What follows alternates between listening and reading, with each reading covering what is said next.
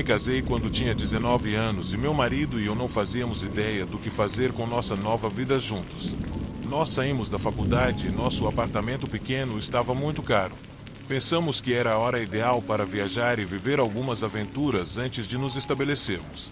Encontramos uma postagem na internet de um homem que estava procurando trabalhadores para sua fazenda de cavalos. Ele ofereceria todas as refeições e hospedagem em troca de trabalho na fazenda. Parecia ser uma solução perfeita para nós. Ele alegou ser muito experiente em ofícios e que nos ensinaria a construir máquinas, trabalhar com madeira e soldar. Na verdade, aprendemos a soldar, o que é bem legal. As fotos eram lindas. A cabana de troncos que ele construiu era enorme e ele teria um quarto grande para nós. Havia muitas outras pessoas nas fotos. Nas nossas conversas com ele, ele sempre mencionava outras pessoas e se referia a si mesmo no plural. Ele fazia anúncios em várias plataformas e tudo parecia muito legítimo. Nós reservamos nossa passagem. Quando chegamos lá, não havia mais ninguém. Ele tinha cerca de 60 anos, mas era mental e fisicamente muito saudável. Uma das primeiras coisas que ele disse foi: "Eu nunca julgo as pessoas pelo passado. Você acredita que as pessoas podem mudar?" "Eu acredito, com certeza." Parecia inofensivo. Ele nos levou para fazer compras e disse para escolhermos o que quiséssemos, mas começamos a perceber que a bondade dele era forçada e que ele estava sendo excessivamente generoso. Agora, vou listar as coisas estranhas que notamos. Ele construiu uma casa sozinho e seu quarto tinha uma porta para o único banheiro do andar de cima, mas que não trancava de dentro. Ele nos convidava para entrar no quarto dele, e sobre a mesa havia uma câmera de vídeo antiga com cerca de 30 fitas espalhadas. Ele sempre falava sobre o quanto amava os japoneses, como ele os atraía e que algumas japonesas já tinham ficado com ele antes. Ele frequentemente mencionava pessoas que haviam ficado com ele antes, e todas tinham saído de repente, e talvez inesperadamente. Mas um dia, ele nos disse para entrar no caminhão porque iríamos à cidade. Estávamos muito no interior, então era uma longa viagem, mas ele estava muito animado. Ele nos pediu para caminhar e pedir para jovens virem conosco e trabalhar na fazenda, o que nos deixou extremamente desconfortáveis. Somos introvertidos e foi muito estranho para mim abordar as pessoas e pedir para entrarem no caminhão. No entanto, ele ficou chateado com nossa desaprovação. Então saímos e fingimos procurar pessoas para conversar. Ele foi falar com as pessoas sozinho. Com o passar dos dias, a natureza acolhedora dele foi dando lugar a uma personalidade temperamental e agressiva. Eu não o achava assustador, mas insuportável. Não gostei dele. Ele parecia extremamente socialmente inepto e dizia coisas inadequadas. Também era muito evidente que ele não via as mulheres como iguais aos homens. Ele tinha treinamento militar e era um homem grande e forte, astuto, sempre pensando. Nossos pais nunca queriam que fossemos. Eles perceberam que seria uma situação potencialmente perigosa, mas nós achávamos que havíamos feito nossa lição de casa. No entanto, nunca pensamos em pesquisar o nome desse homem no Google. Um dia, recebi um e-mail da minha mãe, preocupada, pedindo para fazer uma pesquisa no Google e pegar o próximo voo para casa. Uma pesquisa rápida revelou seu histórico de prisões, estrangulamento e abuso sexual de uma jovem mulher, seguidos de manchetes dizendo: "Não vá para essa fazenda, esse homem é perigoso."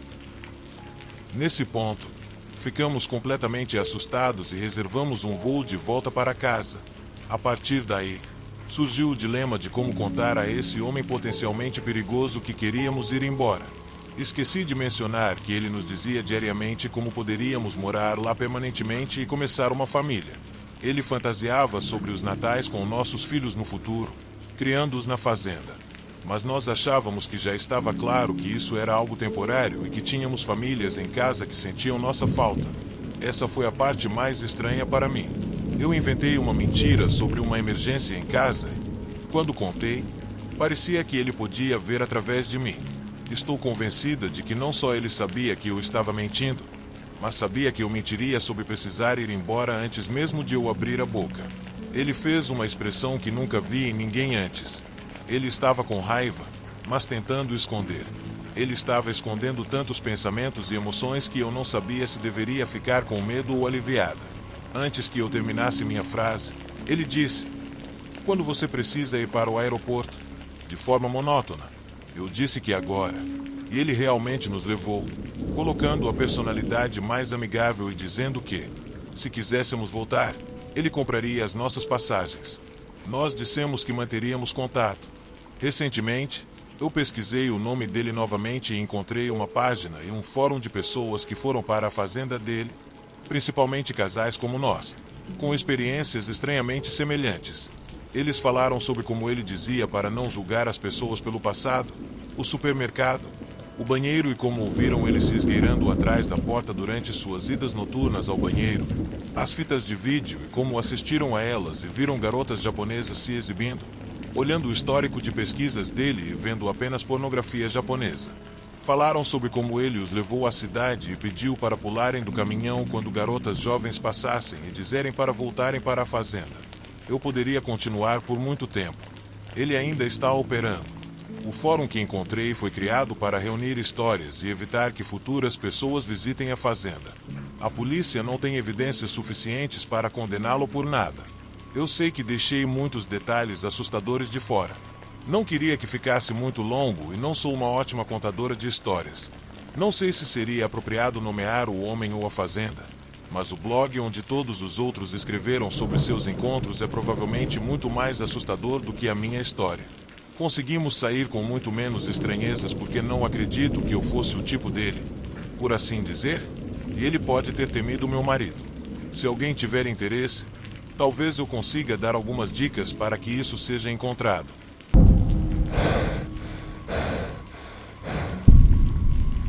Eu tinha 17 anos quando essa história aconteceu. Já faz 3 anos agora. Eu estava trabalhando em uma pizzaria antiga, bem na beira da minha cidade. Para contextualizar, a cidade onde eu morava era um subúrbio afluente, cercada por uma rodovia que dava a volta pela cidade. Ao redor da cidade, havia algumas fazendas e algumas estradas principais, onde os trabalhadores braçais se mudaram depois que a cidade foi fundada, talvez há uns 10 a 15 anos. Essa petissaria estava ali há 20 anos e atendia muito esses mesmos trabalhadores braçais. Era por volta das 21 horas quando recebi um pedido para 2 pizzas e um refrigerante de 2 litros. Eu era o único motorista no momento, então tive que levar a entrega. O local ficava a uns 10 minutos de carro, e lá eu teria que subir uma longa estrada de cascalho, que demorava pelo menos 5 minutos para percorrer. Meu carro não conseguia lidar muito bem com o cascalho, e estava bem difícil de dirigir. Quando cheguei lá, vi uma casa bonita e 2 galpões espalhados pelo terreno com trigo, talvez de 1,5 a 2 metros de altura, cercando toda a propriedade. Sempre fui muito ansioso perto de fazendas por achar elas muito assustadoras. Estando naquele lugar, me senti realmente sozinho, o que fez minha ansiedade aumentar. Decidi ligar para o número do pedido porque não fazia ideia de onde o cara queria que eu entregasse a comida. Depois de uns 5 minutos de total silêncio, o homem atendeu. Ele tinha uma voz bem grave e rouca, como se fosse fumante de longa data, o que não ajudou nada a me acalmar. Ele me disse para encontrar com ele na caminhonete, no galpão mais afastado da propriedade. Agora eu estava realmente me borrando de medo, com minha mente correndo imaginando todas as coisas ruins que poderiam acontecer. Me forcei a me acalmar e fui adiante na propriedade do cara. Quando virei em um dos galpões, vi a caminhonete dele, uma F-150, e ele dentro. Em vez de sair do carro, liguei para ele e perguntei como deveríamos fazer a transação. Com aquela mesma voz grave, ele me disse para sair do carro e colocar a comida na caçamba da caminhonete. Como ele já tinha pago com cartão de crédito, pensei que isso teria acabado em 10 segundos. Fiz o que ele pediu, andei até a janela do passageiro para ele assinar o recibo. O homem parecia ter uns 40 e poucos anos, era forte, com uma barba preta e bagunçada e um chapéu de caminhoneiro. Eu sou bem magro, então, com minha mente já cheia de medo de ser sequestrado ou assassinado, não me sentia nada seguro perto dele. Perguntei se ele tinha uma caneta, porque eu tinha esquecido de trazer uma. Eu era bem ruim no meu trabalho, e ele não tinha nenhum dinheiro com ele. Ele me olhou com os olhos frios e apontou para o fundo da caminhonete, dizendo: "Se você me pedir gorjeta, vou enfiar essa gorjeta na sua garganta", e mostrou uma espingarda de cano duplo que estava no fundo do carro. Eu fiquei congelado de medo, enquanto tentava entender que aquele homem acabava de me ameaçar de morte. E o pior, essa era a segunda vez que isso acontecia naquela noite. Sim, a primeira vez foi porque eu cometi um erro no endereço de uma casa e um homem de uns 60 anos, usando um chapéu de cowboy e um cinto do WWE, saiu de casa dizendo que tinha o direito de atirar em invasores. Eu só estava tentando ver se eu estava na casa certa. A única coisa que consegui dizer foi tá e entrei no meu carro. Saí dali o mais rápido que consegui. Eu estava tão nervoso, indo tão rápido na estrada, que acabei danificando meu carro, pulando no cascalho. Fui a 130 km por hora até a petissaria, onde contei o que aconteceu para meus colegas de trabalho. Nenhum deles me levou a sério. Acharam que eu estava apenas fazendo uma piada. Eu fui para casa e logo esqueci disso. Mas, um ano depois, estava trabalhando no turno do almoço, e o mesmo homem ligou e pediu uma pizza. Nesse ponto, eu me recusei a fazer a entrega, mas durante a pandemia, o lugar estava em crise e a gestão me forçou a ir assim mesmo. Era só 1 ou 2 horas da tarde num domingo, então pelo menos meu medo da escuridão não se aplicava. Cheguei lá e o homem estava esperando em sua casa. Ele me reconheceu. Entre todas as coisas que ele poderia ter dito, começou a se desculpar pelo que havia dito na última vez. Ele se desculpou e disse que estava passando por um divórcio e estava tendo dificuldades com as emoções. Eu só queria que tudo acabasse logo. E ele me deu $60 pelo que aconteceu. Mas ainda assim, para o homem da fazenda, espero nunca mais encontrá-lo.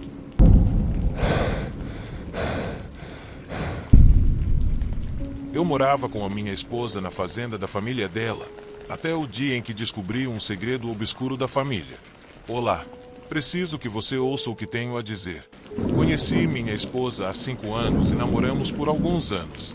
Como eu não tinha muita família, os pais dela me acolheram e casamos 3 anos depois. Eles tinham uma fazenda grande e muitos acres de terra no norte de Iowa.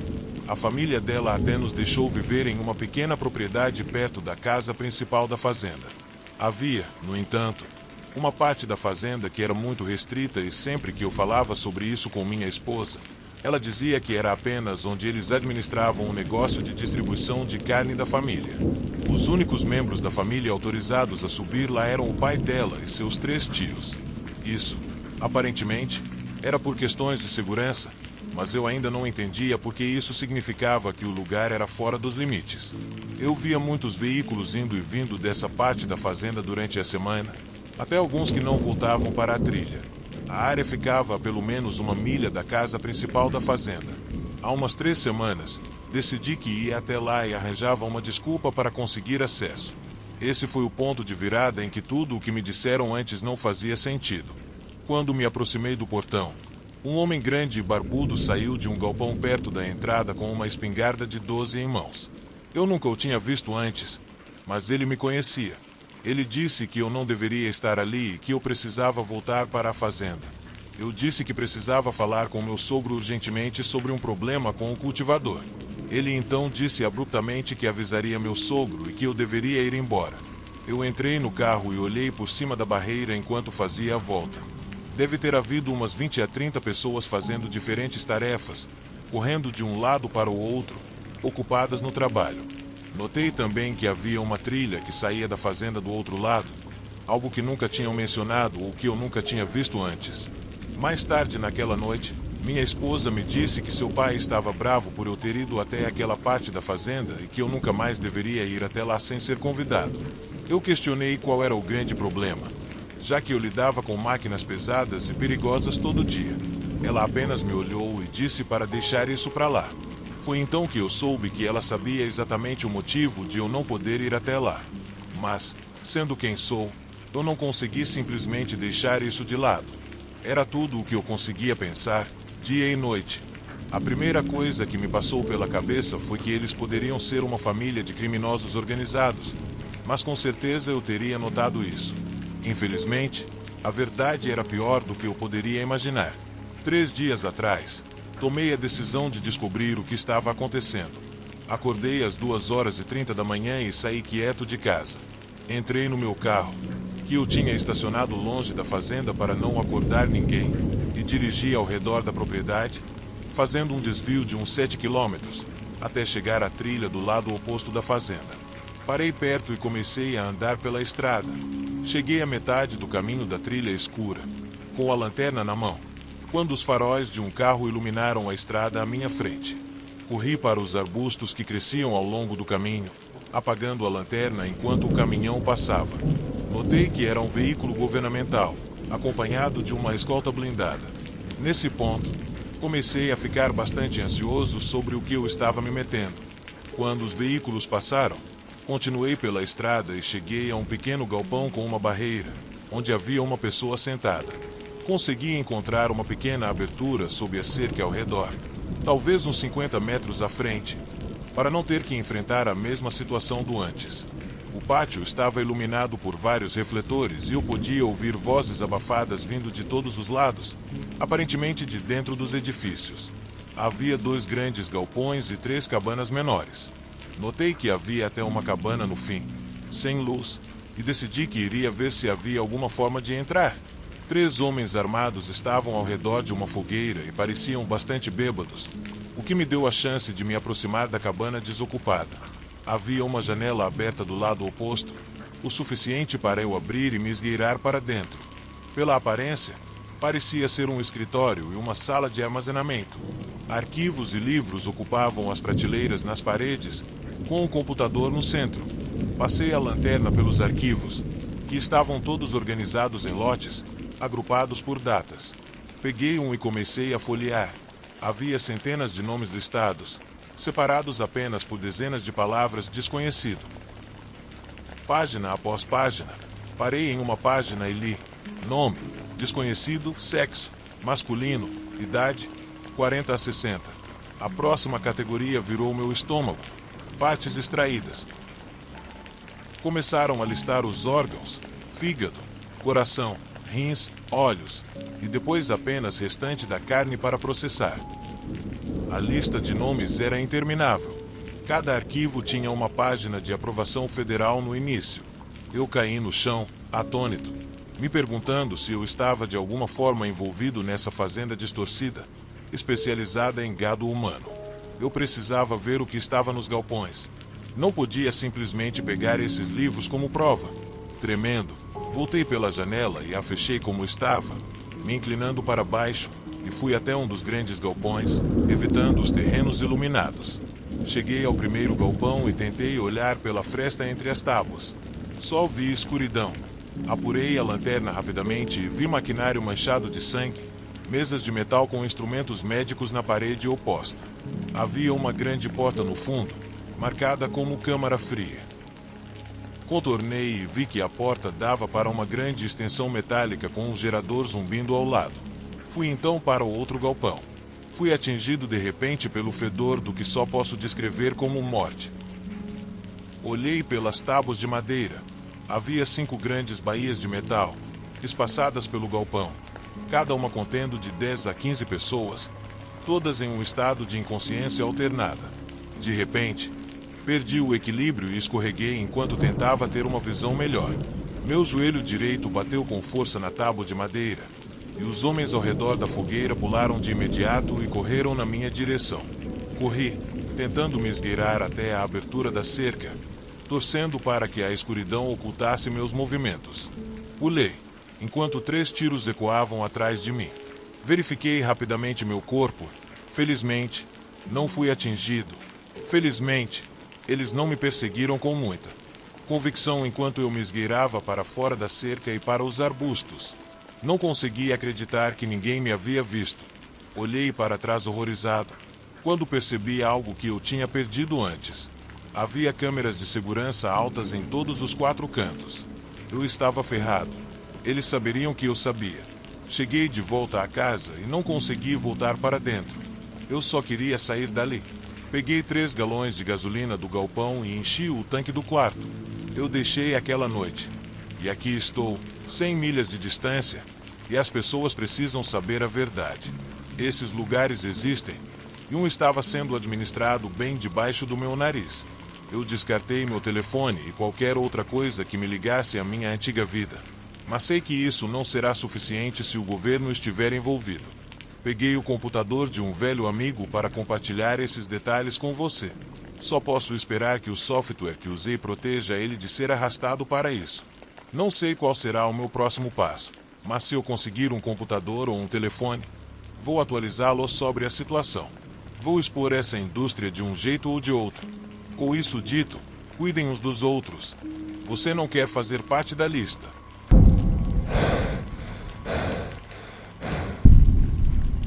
Estou alugando uma casa que está na família da minha proprietária, Nancy, desde que foi construída em 1929. A casa tem muita história, e Nancy compartilhou histórias sobre como ela foi passada de geração em geração. Nancy mora a cerca de 1,5 acres atrás de mim, em sua própria casa, construída na década de 1980, em uma parte das terras da família. Ela também é dona da casa ao lado da minha, que fica na esquina, e também a aluga. A propriedade inteira é enorme, cobrindo cerca de 35 acres, a maior parte sendo usada como uma plantação de feijão. A casa onde vivemos é a casa original da fazenda da família Miller, aqui no noroeste de Ohio. Meu marido, nossos 2 filhos, nosso cachorro e eu nos mudamos no dia 1º de abril deste ano. É uma casa de fazenda aconchegante, com 2 quartos. Ela ainda mantém o revestimento de madeira original no hall de entrada e os acabamentos originais ao redor das janelas e rodapés, o que acrescenta um charme especial. A parte mais nova da casa é a garagem, que é feita inteiramente de blocos de concreto e é bem simples. Eu realmente amo casas antigas com detalhes originais, e temos feito pequenos reparos aqui e ali. Nancy, nossa proprietária, está enfrentando uma doença séria no momento. Quero que ela foque na saúde e na recuperação, em vez de se preocupar com a casa ou com questões menores, como tinta descascando nas portas. No início, tudo parecia completamente normal nesta casa. A única questão que tivemos foi com a água do poço, mas resolvemos isso rapidamente instalando um amaciante de água. Depois disso, começamos a aproveitar bastante a vida aqui. Até que uma manhã, algo estranho aconteceu enquanto eu me preparava para a escola. Estou de volta aos estudos, trabalhando para obter um diploma em fisioterapia, depois de ter dificuldades para encontrar trabalho na minha área original, educação infantil. Decidi que era hora de recomeçar. Então, todas as manhãs, acordo sempre no mesmo horário, às 6 horas. Naquela manhã em particular, meu marido, que é policial, estava de folga. Ele decidiu deixar as crianças dormirem com ele, para que eu não precisasse levá-las à casa da babá no escuro. Enquanto me vestia na sala de estar, para não acordar meu marido ou meu filho, que gosta de dormir na nossa cama, vi algo que me deixou paralisada. A porta do quarto das crianças estava aberta, e notei alguém parado ali, me encarando. Essa pessoa estava parcialmente escondida atrás da moldura da porta, o suficiente para que eu não conseguisse ver o corpo inteiro. Era mais alta que meus filhos, cerca de uma cabeça mais alta, e tinha cachos bagunçados loiros escuros, que chamaram minha atenção. Enquanto eu observava, congelada, a pessoa lentamente puxou a cabeça para trás, desaparecendo atrás da moldura da porta. Tudo aconteceu em questão de segundos. Para referência, a cama da minha filha está encostada na parede, com o pé da cama próximo à moldura da porta. Não há espaço suficiente para alguém ficar ali, ao mesmo tempo, se esconder atrás da porta. Corri para o quarto imediatamente e encontrei minha filha dormindo profundamente no topo da cama. E os 2 estavam bem cobertos pelas cobertas. Acordei meu marido, que viu que eu estava muito abalada. Ele disse que minhas pupilas estavam dilatadas e que eu estava tremendo. Depois de contar o que vi, ele foi verificar o quarto. Quando voltou, disse que não havia ninguém lá e que talvez eu tivesse imaginado tudo. Concordei que isso podia ser possível, mas no fundo sei o que vi. Isso aconteceu há cerca de 2 meses, e o motivo pelo qual estou compartilhando agora é porque algo estranho aconteceu novamente esta noite, mas desta vez com meu marido. Ele estava penteando o cabelo da nossa filha após o banho quando, de repente, viu uma sombra preta se movendo pela porta do quarto das crianças. Foi rápido, mas claro o suficiente para fazê-lo me chamar imediatamente. Quando entrei no quarto, pude ver que ele estava visivelmente abalado. Seus braços e pernas estavam cobertos de arrepios. E até nossa filha de 3 anos percebeu que algo estava errado. Ela olhou para ele e perguntou: "Quem está aí, papai?" A pergunta inocente só tornou o momento ainda mais inquietante. Mais tarde, naquela noite, enquanto colocávamos as crianças para dormir, algo estranho aconteceu de novo. Um pequeno brinquedo de circo que estava em cima do baú de brinquedos começou a tocar sozinho. E não foi apenas uma vez, aconteceu várias vezes, mesmo sem ninguém tocar nele. Meu marido me chamou do banheiro para ver o que estava acontecendo. Quando me aproximei do brinquedo, ele tocou uma última vez. Nenhum dos brinquedos deles tinha feito isso desde que nos mudamos para cá. Especialmente esse. É um pequeno circo que só toca música quando o acrobata desliza por uma corda, o que exige que alguém levante um dos lados para fazê-lo se mover. Decidimos instalar câmeras no quarto das crianças e na área dos brinquedos neste fim de semana, para tentar descobrir o que está acontecendo. É a única maneira de tentar capturar algo incomum acontecendo. Esta casa, construída em 1929, tem muito charme e história, mas parece que veio com muito mais do que esperávamos. Definitivamente mais do que foi mencionado no contrato de aluguel.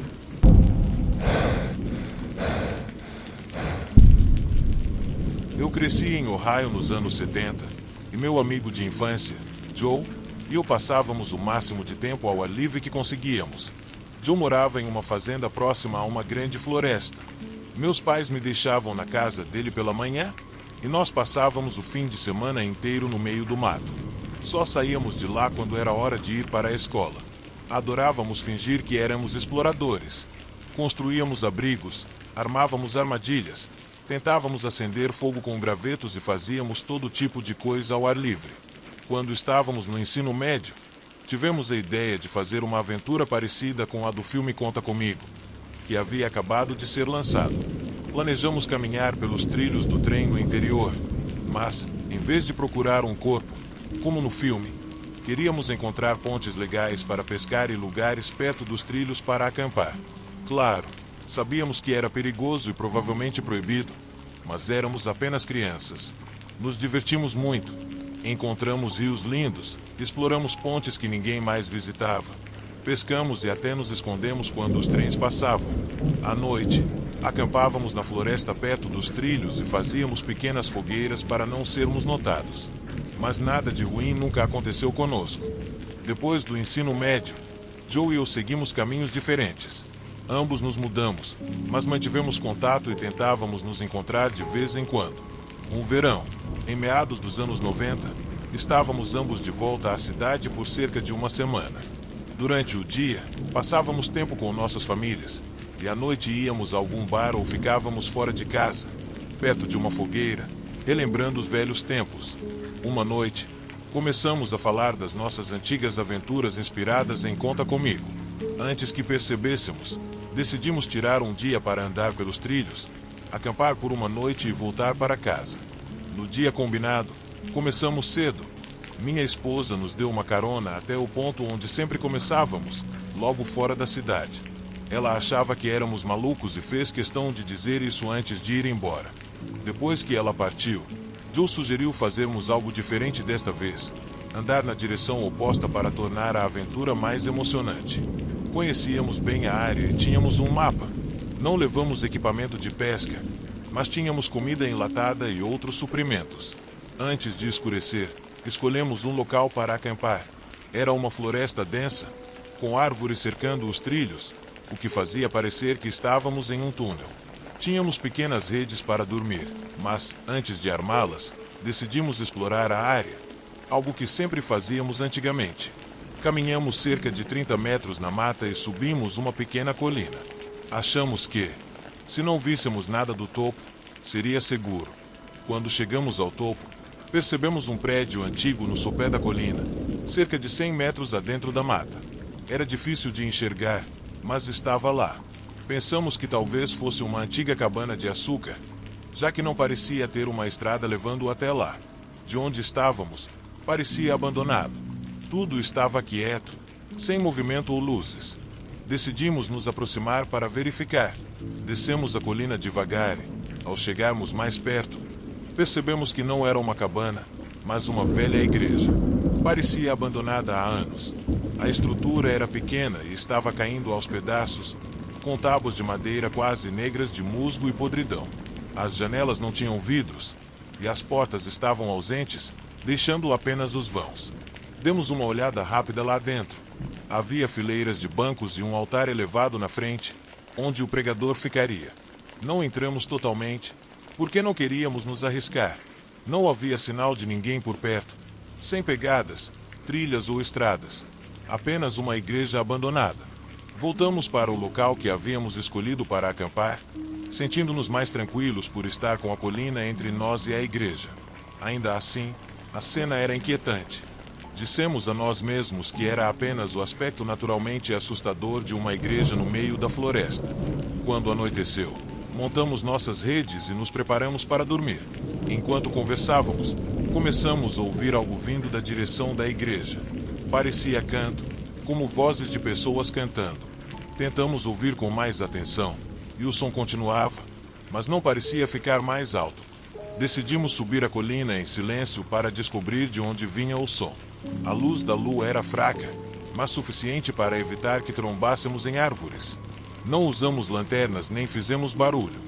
Do topo da colina, vimos uma luz vindo da igreja. Parecia de velas, porque tremeluzia. Ficamos observando, tentando identificar o que estavam cantando, mas não conseguíamos entender. Soava como música de igreja, mas em uma língua diferente. Depois de um tempo, o canto parou, e uma voz masculina alta começou a entoar algo. Parecia um pregador de filme antigo, mas ele também falava em outra língua. A cada frase que ele dizia, um coro respondia com o canto.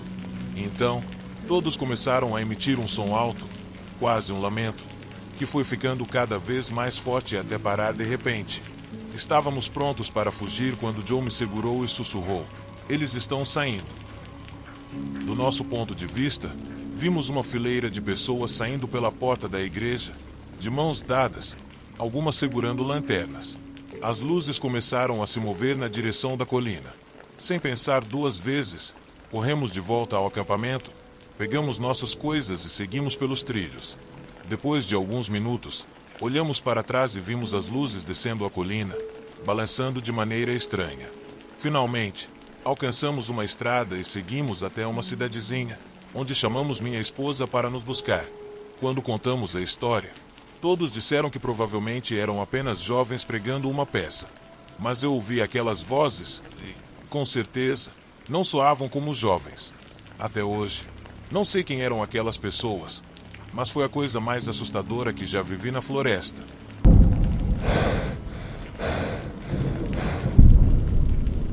Minha namorada e eu moramos juntos há anos. Há cerca de 2 anos, decidimos nos mudar para uma casa nova, um pouco velha e rústica. A casa fica em um bairro tranquilo, no final de uma rua sem saída, com um terreno enorme, pelo menos 200 acres de área agrícola no final da rua. Conhecemos quase todos os vizinhos e nos damos bem com eles. Cerca de 3 meses depois de nos mudarmos, minha namorada decidiu tomar uma decisão grande e definitiva, daquelas, vou fazer sem consultar meu parceiro, e adotou um cachorro de 9 meses. Esse cachorro era completamente sem treino. Felizmente, tínhamos um quintal grande e a maioria dos vizinhos também tinha cães, então eles entendiam que o processo de adestramento, como controlar os latidos constantes, era complicado. Tirando o fato de que algumas peças íntimas da minha namorada começaram a desaparecer, o que presumimos ser culpa do cachorro, porque ela adorava pular e pegar roupas do varal. Tudo estava indo bem. Enfim, voltando à história, eu trabalho cedo, começando entre 3 horas e 34 horas e 30 da manhã. Um dia, cerca de uma semana depois de adotarmos a cachorra, cheguei em casa do trabalho e descobri que ela tinha escapado do quintal e saído por aí. Liguei para minha namorada para contar o que tinha acontecido, e ela apenas respondeu que voltaria para casa em breve. Enquanto isso, decidi continuar andando pela vizinhança e perguntar aos vizinhos se tinham visto a cachorra. Para minha sorte, alguns deles tinham visto. Infelizmente, o último lugar onde ela foi vista era em direção ao grande terreno agrícola no final da rua. Fui até o fim da rua para ver se conseguia encontrá-la, mas havia uma cerca enorme no caminho, com uma placa dizendo: invasores serão baleados. Naturalmente, Temi o pior e decidi não entrar. Nesse momento, minha namorada chegou em casa e me encontrou no final da rua. Ela descobriu quem era o dono da propriedade e conseguiu o número dele com outro vizinho.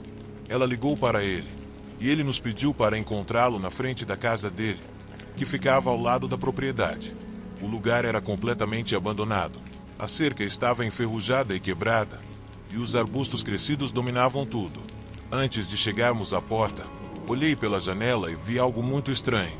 Manequins. Manequins por toda parte, todos vestindo lingerie e cobertos de algo vermelho. Presumi que fosse tinta, mas nunca se sabe. Olhei para minha namorada, e nós trocamos um olhar de que diabos é isso. Quando, de repente, o dono apareceu do nada. Era um homem de meia idade, queimado de sol, com aquele jeitão típico de australiano, que começou a gritar que tinha visto a cachorra e pediu para seguirmos ele até onde ela estava. Eu realmente não queria segui-lo, mas, com base nas histórias que os vizinhos nos contaram, ele já tinha atirado e quase matado os cachorros de outras pessoas antes. Então, seguimos.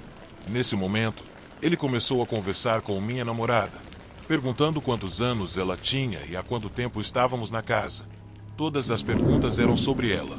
As perguntas começaram a ficar bem pessoais, mas, felizmente, nossa cachorra apareceu. Pegamos ela, agradecemos e saímos correndo de lá. Depois disso, decidimos reforçar as cercas e esquecer o incidente. Porém, alguns dias depois, às 2h30 da manhã, acordei para ir ao trabalho. Estava me preparando quando percebi um carro branco parado na rua em frente à nossa casa. Normalmente, isso não seria um problema, mas essa rua é super tranquila e, depois de 4 meses morando lá, eu sabia que ninguém ficava acordado nesse horário. Liguei os faróis altos e percebi que era o mesmo fazendeiro da propriedade. Assim que ele me viu, foi embora. Liguei para o trabalho e disse que não iria, pois não deixaria minha namorada sozinha em casa. Estacionei o carro na frente da casa e fiquei acordado a noite toda para garantir que ele não voltasse. A mesma coisa aconteceu nas 2 noites seguintes. O mesmo carro, no mesmo horário. Ele sempre ia embora assim que eu ligava os faróis. Depois disso, nada aconteceu por alguns dias, até a manhã de segunda-feira. Acordei para ir ao trabalho e ele estava lá novamente. Nesse ponto, já estava cansado daquilo. Tranquei a casa, entrei no carro e apontei os faróis altos diretamente para ele. Ele foi embora, como de costume, mas dessa vez liguei para a polícia e o segui apenas o suficiente para pegar a placa do carro antes que ele me deixasse para trás, correndo a 80 km/h por uma estrada esburacada. Passei todas as informações para a polícia, placa, descrição do carro e endereço. Eles pediram para eu voltar para casa e disseram que enviariam alguém imediatamente. 10 minutos depois, 4 carros de polícia chegaram à nossa casa. 2 foram até a casa dele e estacionaram lá. Um oficial veio nos interrogar para garantir que estávamos bem e ficou lá até o amanhecer. Mais tarde naquele dia, fomos informados de que o pegaram dirigindo a 120 km/h na rodovia. Revistaram o carro dele e encontraram 2 facas, uma pistola e um rifle na cabine, além de fotos da minha namorada e uma peça íntima dela. Nem preciso dizer que ficamos apavorados. Registramos uma ordem de restrição para quando ele saísse da prisão. Olhando para trás, percebo que não fui muito esperto nessa situação. Sei que deveria ter chamado a polícia bem antes, mas coisas assim nunca tinham acontecido conosco antes, então não achei que nossas vidas estavam em risco. Grande erro. Aprendi a lição.